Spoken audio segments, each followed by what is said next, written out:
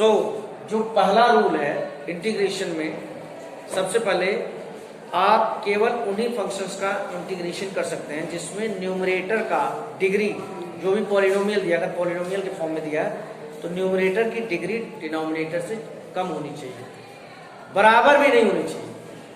अगर न्यूमरेटर में जो पॉलिनोमियल दिया है उसका जो सबसे बड़ा पावर है डिनोमिनेटर के सबसे बड़े पावर के बराबर है, यानी डिग्री सेम है, तो आप इंटीग्रेट नहीं कर सकते हैं। तो ऐसे केस में करते क्या है, ऐसे केस में सबसे पहले हम डिवाइड करते हैं। सबसे पहले क्या करते हैं, अब इस प्रिंसिपल के ऊपर, इस कंसेप्ट के ऊपर कौन सा क्वेश्चन बेस्ड है उसको हम अभी लेते हैं।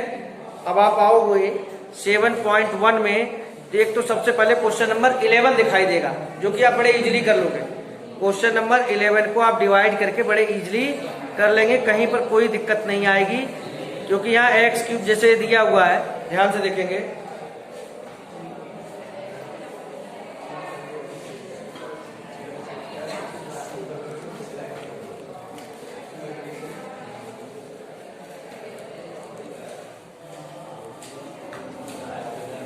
सबसे पहले तो कुछ बेसिक चीजें जो आपसे फॉल्ट होता है, टेक्निकल फॉल्ट कहा जाता है इसे। जब भी इंटीग्रल का साइन लगता है तो आपको dx लिखना मस्ट है। dx डिजाइन के लिए नहीं बनाया जाता है, dx का मतलब होता है इंटीग्रल के साइन के साथ आता है। तो यहाँ पर डिवाइड करना कोई बड़ी बात नहीं है। आप x क्यूब को x से डिवाइड कर दोगे तो आपका आ जाएगा x dx। अब देखो मैं सबको अलग अलग कर रहा हूँ, इसको इससे डिवाइड करोगे 5 और dx, और यहाँ पर आप करोगे तो -4 x पावर -2, डायरेक्ट कर दिया, कोई दिक्कत तो नहीं है ना। तो यहाँ पर जो आ जाएगा x n का जो डिफरेंस इंटीग्रेशन होता है xn+1 अपन n+1, तो x² upon 2 plus 5x minus 4 x power -1 upon minus plus c, constant आता है। ये आपका आंसर आ गया plus 5x and plus 4 x power -1 upon 4 upon x plus c। 1 marks में क्वेश्चन आ गया। तो भी आप 13 क्वेश्चन को देखें आप।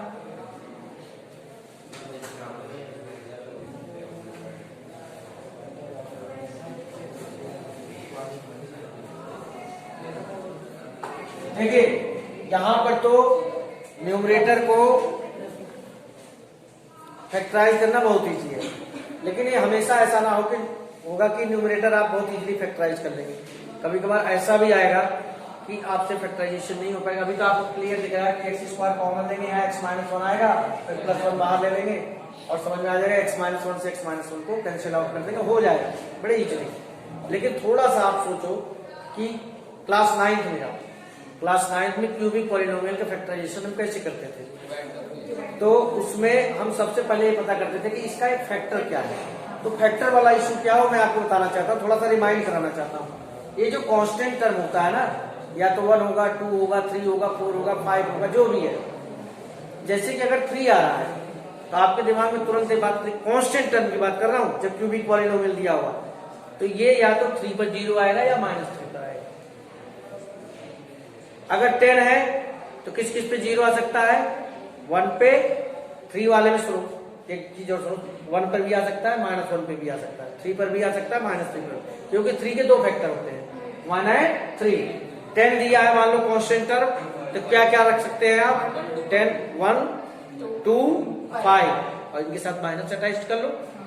तो अगर जैसे -2 पर 0 आता है तो फैक्टर क्या हो जाएगा, x+2 से डिवाइड करोगे, डिवाइड होगा जब उसका फैक्टर तो डिवाइड होगा, और जो चीज आएगी उसका आप इंटीग्रेशन करोगे, इजी तरह से। हालांकि ये क्वेश्चन जो दिया बहुत हल्का दिया है, इसको आप डायरेक्टली भी कर सकते हो, या तो डायरेक्ट डिवाइड कर लो, या जैसे मैं कर रहा हूं ऊपर x² आपने कॉमन लिया और ये ध्यान रखना इंटीग्रल का साइन लगाया तो dx जरूर आएगा, x-1 कॉमन आ गया, ये कैंसिल आउट हो जाएगा, और बाकी मुझे बताने की जरूरत नहीं है।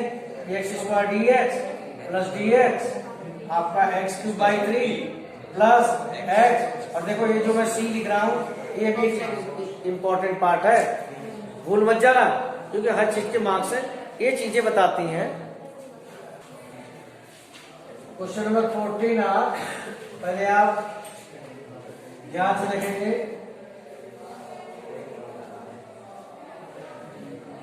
देखिए आपको इस बात की जानकारी होनी चाहिए कि यहाँ पर दो चीजें दी हैं। x एक्चुअली x नहीं दिया है, आपको दिया हुआ है 1/x, क्योंकि x डिनोमिनेटर में है ना। तो अगर आप फार्मूलों की जानकारी रखते हो, इतना तो समझते हो कि x को अगर मैं फंक्शन लूंगा तो उसको डिफरेंशिएट करके log x नहीं आएगा। लेकिन अगर आप फार्मूले आपको आते हैं तो ये भी पता कर लोगे कि log x को अगर मैं फंक्शन मान लेता हूँ, t मान लेता हूँ, तो 1/x क्या हो जाएगा, dt। तो इसको लिखने का तरीका पहले समझो।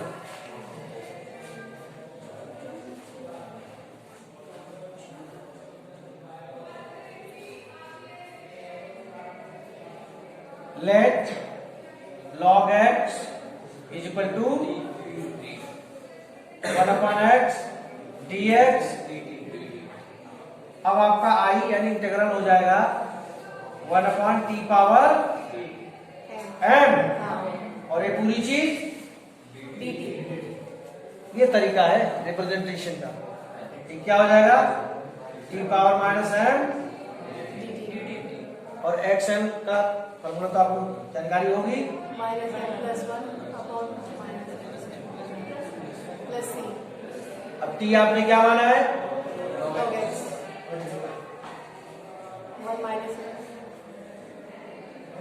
1 -m+1 कर लो या 1 - m कर लो अपॉन। ये पूरा क्वेश्चन है, ये पूरा आपका सोल्यूशन है, तब आपको फुल मार्क्स मिलेंगे। अब यहां पर आपके पास एक चीज और है कि log x का पावर m लिखा है, 10 लिखा हो, 9 लिखा हो, -7 लिखा हो, कंसेप्ट पे कोई फर्क नहीं पड़ता। कंसेप्ट तो यही है कि भाई t और dt तलाशो। अब ये क्वेश्चन एक तरीके से और भी आ सकता था। आप कहोगे कैसे आ सकता था सर, ऐसे भी आ सकता था।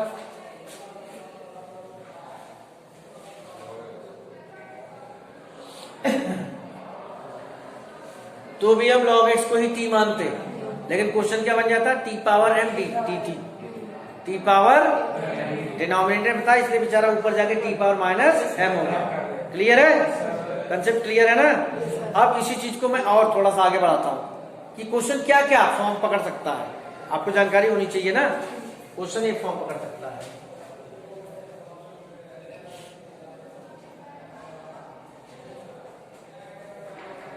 ध्यान से देखना, log x को आप t मान लो, इसको मैं पहले ऐसे लिख देता हूं।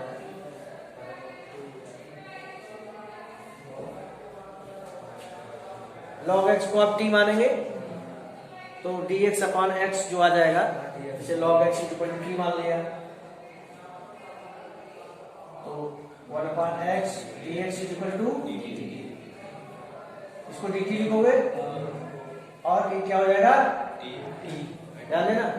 अभी क्या है, log t dt/t log t। यानी एक क्वेश्चन को कितने प्रकार से घुमाया जा सकता है, बस फंक्शन और उसका डेरिवेटिव अवेलेबल है आपको। dt/t भी आ गया, x पावर m भी आ गया, x पावर -m भी आ गया। लेकिन सबसे बड़ी चीज क्या थी कि आप सर्च करो कि भाई फंक्शन क्या है और फंक्शन का डेरिवेटिव, जो भी फंक्शन है उसका डेरिवेटिव। अब इसमें और भी आगे आपने आइलेट भी पढ़ा होगा। अब बच्चा सोच सकता है कि सर इसमें तो आइलेट भी लगाता था मैं। आप आइलेट लगाते क्योंकि लॉगरिथम का फंक्शन दिया हुआ है और अलजेब्रा का दिया हुआ है, लेकिन आइलेट के पास तो तब पहुंचोगे ना जब आपको फंक्शन और उसका डेरिवेटिव नहीं अवेलेबल है, तभी तो आइलेट के पास पहुंचोगे। पहले पहुंच जाओगे आइलेट के पास। पहले देखो हमारा जो इंटीग्रेशन का चलता है कि क्या फंक्शन और इसका डेरिवेटिव अवेलेबल है, और अवेलेबल है हम इसको बड़े इजीली इंटीग्रेट कर सकते हैं। क्लियर है। कुछ और क्वेश्चन देखते हैं।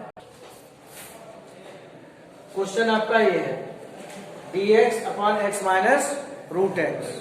ठीक है। अब आपको यहां पर सबसे बड़ी बात है कि दो चीजें दिखाई नहीं दे रही है, केवल एक ही चीज है x माइनस। पहले तो दो चीज लाओ, मतलब दो लोग हों तभी तो मैं मानूंगा कि ये भैया फंक्शन है, इसका डेरिवेटिव है। तो दो लोग तो यहाँ है नहीं, एक ही है। तो आप देख लो कि यार इसमें कुछ कॉमन वॉमन आ रहा है और कुछ ऑप्शन नहीं आते, यही तो है आपके पास ऑप्शन। इसमें कुछ कॉमन तो मतलब फैक्टराइज कर लो, कुल मिला के बात है क्या कर लो, आपके पास आएगा भाई √x कॉमन आ रहा है और यहाँ बचेगा √x माइनस 1। अब जब आप इतना कर लोगे ना तो तुरंत समझ में आ जाएगा कि भाई √x माइनस 1 को t मानो 1/2 dx इज इक्वल टू, अब ध्यान देना, dx/√x हो जाएगा 2 dt।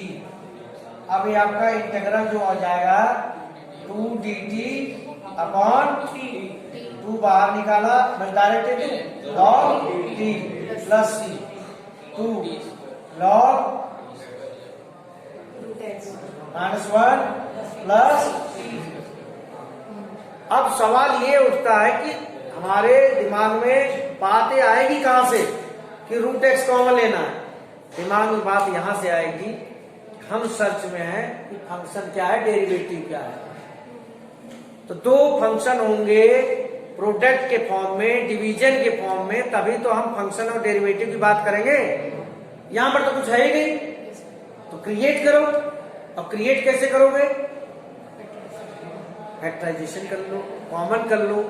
ये हमें हिंट देता है यार, दो लोग लाओ तो तभी तो हम फंक्शन और डेरिवेटिव पता करेंगे। यहाँ तो एक ही चीज दे रखी है, लेकिन साफ साफ दिखाई दे रहा है कि इन दोनों में, अगर यहीं पर ये लिखा होता, मान लो मैं किसी बात को आगे बढ़ा रहा हूं, x² - x, तो आप कहते हैं x सर कॉमन ले लिया और x -1 आ गया और सर पार्शियल फ्रैक्शन से हो जाएगा। ये क्वेश्चन इससे हो जाएगा, तो पार्शियल फ्रैक्शन में दिमाग लग गया, तो इसमें क्यों नहीं लगा रहे हो? इसमें भी तो √x बाहर निकालो, दो लोगों को लाओ तो दो लोग आगे तो हो गया। अब केवल एक फंक्शन दिया और dx दिया है मान लो, अब तुम्हारा सवाल ये भी हो सकता है कि सर केवल एक ही फंक्शन दिया, dx दिया, फंक्शन है x -1, तब तो और अच्छी बात है भैया, dx/फंक्शन या dx/, देखो हर चीज का फार्मूला, इसी चीज को dx/(x²-2) है मान लो। एक बात मैं अपनी बात को एलेबोरेट कर रहा हूं कि अगर यहीं पर ऐसे दिया, एक बात बता रहा हूं, तो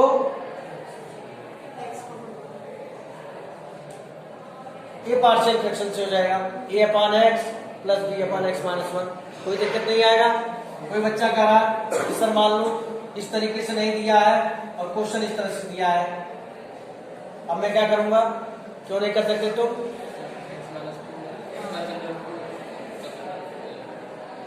लगाओ फार्मूला, 6 फार्मूले एक साथ दिए हुए, x² - a² का फार्मूला लगाओ। मतलब ये फार्मूले से हो गया, ये पार्शियल फ्रैक्शन से हो गया, ये t dt से हो गया, तो सारे केस तो आपके सामने हैं। फिर दिक्कत कहाँ आ रही है? दिक्कत यहाँ आ रही है कि आप एनालिसिस नहीं कर पा रहे। क्वेश्चन का एनालिसिस करना बहुत जरूरी है कि अलग अलग केस में t dt, formula, partial fraction, जो कुछ भी है, ये सारी चीजें कैसे अप्लाई की जाती है। अब बात समझ में आ रही है? मतलब एक ही क्वेश्चन को कितने तरीके से पलट पलट के बना सकते हो, आप भी बना सकते हो, कोई दिक्कत वाली बात थोड़ी है, समझो। लेकिन हर फार्मूले में पकड़ होनी चाहिए यार आपकी। अब आप 1/(x² - x² का जो इंटीग्रल का फार्मूला वो नहीं आता आपको, 1/2 log करके फिर कैसे करोगे? हालांकि इस क्वेश्चन को भी, ये जो मैंने लिखा है, इसको भी आप पार्शियल फ्रैक्शन से कर सकते हो, x -√2 और x +√2 आ जाएगा, a/x +√2 और a plus b/x -√2, partial fraction से आप कर सकते हैं। ये 25th क्वेश्चन एक बार आप कर लोगे तो आपको इजी दिखाई देता है, लेकिन जब फर्स्ट टाइम इस तरह का कोई सीन आता है, इस तरह का कोई क्वेश्चन आता है, तो आपके लिए थोड़ी दिक्कत होती है। अब इतना तो आपको मालूम है कि 1 - 10x t हो सकता है, फंक्शन हो सकता है, मतलब 10x आपके दिमाग में घूम रहा है और वो t है, तो उसका डिफरेंशिएशन जो आएगा sec² आएगा, लेकिन यहाँ sec² नहीं है। लेकिन तुम्हारे दिमाग में ये बात तो होनी चाहिए कि sec x किसका रेसिप्रोकल होता है? cos x का, और cos x डिनोमिनेटर में है, तो इसको आप 1/cos² को आप ऐसे भी तो लिख सकते हो sec²x। इंटीग्रेशन अब हर बच्चा कर लेगा, 1 - 10x को t मानेगा और -sec² dx को, और इंटीग्रेशन हो जाएगा। लेकिन टर्निंग पॉइंट क्या है? टर्निंग पॉइंट ये है कि बेटा 1/cos² को क्या आप sec² लिख पा रहे हैं? और लिख तब पाओगे जब आपको ये जानकारी होगी। क्लिक करेगा, देखो आपके पास दो ऑप्शन, तीसरा ऑप्शन है ही नहीं, या तो cos² t है, cos x t है, लेकिन cos x t मानोगे तो उसका dt -sin x आएगा, sin x तो यहाँ दिया भी नहीं है, दूसरा है कि 1 माइनस टेन एक्स टी हो सकता है, यानी टेन एक्स टी हो सकता है, एक बात बता रहा हूं, तो उसका सेक स्क्वायर एक्स आएगा। सेक स्क्वायर एक्स भी नहीं है, लेकिन 1 अपन कॉस स्क्वायर एक्स है, जो कि सेक स्क्वायर एक्स में कन्वर्ट। इतनी सी बस हिंट मिल जाए फिर तो बच्चा पूरा कर लेता है। यार काम बन रहा है, यहाँ तो काम बन रहा है, जल्दी से लगाओ और सवाल करते हैं। क्लियर है? First of all we will simplify. अभी अब कुछ भी नहीं दिख रहा है, अभी कुछ क्यों नहीं दिख रहा है? टेन एक्स का सेक स्क्वायर एक्स होता है, दूर दूर तक कहीं सेक स्क्वायर कोई नाम पता ही नहीं है, लेकिन हमारे पास एक चीज है, क्या? इस साइन टेन एक्स होता है sine x upon cos x, और जब कोई चीज साइन और कॉस के फॉर्म में हो जाती है तो चाहे ट्रिग्नोमेट्रिक आइडेंटिटी का प्रूव करने का क्वेश्चन हो और चाहे इंटीग्रेशन का हो, साइन और कॉस दोनों इन्वॉल्व हो गए तो उसमें पकड़ लिया जाता है। उसके पीछे वजह है, साइन का डिफरेंशिएशन कॉस होता है, कॉस का माइनस। तो इसको हम पहले चेंज करते हैं, सिंप्लीफाई करते हैं, इसको लिख देते हैं ऐसे, ठीक है? एलसीएम लेंगे, मैं डायरेक्ट करना, कोई दिक्कत तो नहीं है ना? अब बेटा इसको अगर आप टी मानते हो, इसको टी मानने का कोई मतलब है नहीं। ये अगर टी अगर आप मानते हो, cos x minus sine x is equal to t minus sine x minus bracket बंद, देखो गलती ना हो जाए आपसे, डी टी, यानी कि sine x plus cos x D x जो भी है डी टी, चलो यही पे रोक देते हैं इसे। अब आपको यहां ध्यान रखना पड़ेगा कि टी ये है और डी टी ये है, इन दोनों को कैसे प्लस करें? दो ही ऑप्शन है, या तो दोनों को प्लस करें या दोनों को, और सॉल्व करने के बाद cos x बचे। अगर आप इन दोनों को प्लस करोगे तो ये इससे कैंसिल आउट हो जाएगा, cos x बचेगा नहीं, तो सीधा सा सिग्नल आपके पास जा रहा है कि t में से dt को माइनस करो, तो साइन x कैंसिल आउट हो जाएगा और cos x बचा रहेगा। अब लेकिन सवाल यह है कि cos x एक नहीं आएगा, दो cos x आ जाएंगे, तो आप इस क्वेश्चन को मॉडिफाई कर दो थोड़ा सा, करेंगे अभी। देखो टी लिखा माइनस डी टी, ठीक है, और दोनों के नीचे एक ही चीज आएगी,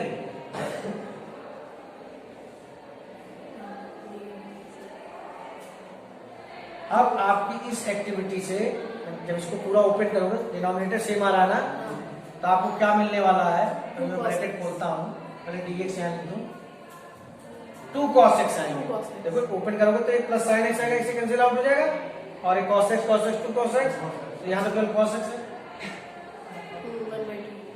अब इसको जैसे करेंगे हम, ये पूरा कट जाएगा और यहां बचेगा आपका टी है और एक डी टी है, तो डी टी अपॉन, सॉरी ये तो पूरा टी माइनस साइन एक्स,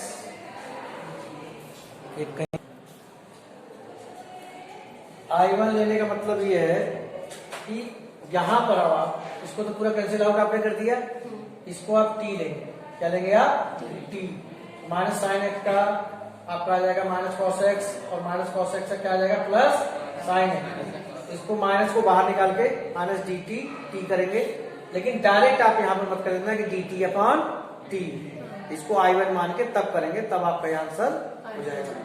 लेकिन इसमें बस इस बात का ध्यान रखना, ऐसे क्वेश्चन इसके पहले भी दिया है, या तो D T plus T, sorry T plus T T, या टी माइनस डी टी, इन्हीं में से कोई एक चीज आएगी। आपको ये सिखाया गया है, क्या सिखाया गया है? ये सिखाया गया है, डिफरेंशिएशन में ये एक्स लॉग ये सिखाया जाता था। अब मेरा सवाल ये है कि अगर यहां पर ए एक्स से कोई और चीज आ जाएगी, समझ लो एक्स क्यूब आ गया या जो हो गया डिफरेंशिएशन में, तो ए पावर एक्स क्यूब का डिफरेंशिएशन मान लो आपसे पूछा जा रहा है, तो क्या करोगे आप? ए पावर एक्स क्यूब लॉग ए तो लिखोगे ही लिखोगे, एक्स क्यूब का आप डिफरेंशिएशन भी करोगे, जो आएगा 3x स्क्वायर। इंटीग्रेशन में भी जब ax इस तरह के कोई क्वेश्चन आता है तो उसके साथ वो dt भी अटैच करके देता है, dx भी अटैच करके देता है कि इसको आप t मानोगे तो इसका dt ये आएगा। तो आप इस बात का ख्याल रखना कि जैसे डिफरेंशिएशन में a पावर, जैसे a power sine x, differentiation case बता रहा हूं, तो a पावर साइन x और log a तो लिखोगे, उसके बाद इंटू cos x भी लिखोगे। क्यों? क्योंकि यहाँ x था तो x का डिफरेंशिएशन 1 आता है, साइन x का क्या आता है, cos x। इंटीग्रेशन में भी ऐसे पलट सकता है। अब उसके लिए आप जैसे क्वेश्चन नंबर देखो 38, यहां पर तो डायरेक्ट है, बस आपको सर्च आउट करना है कि t क्या है और कुछ भी नहीं करना है। डिनोमिनेटर में t है, फंक्शन है, ऊपर उसका डेरिवेटिव है। 39th क्वेश्चन बिल्कुल डिफरेंट है, इसके न्यूमरेटर में कुछ नहीं है तो 1 है, तो 1 की जगह आप क्या लिखेंगे, Sin square x sine square x plus, cos square x. इसको कर लीजिए।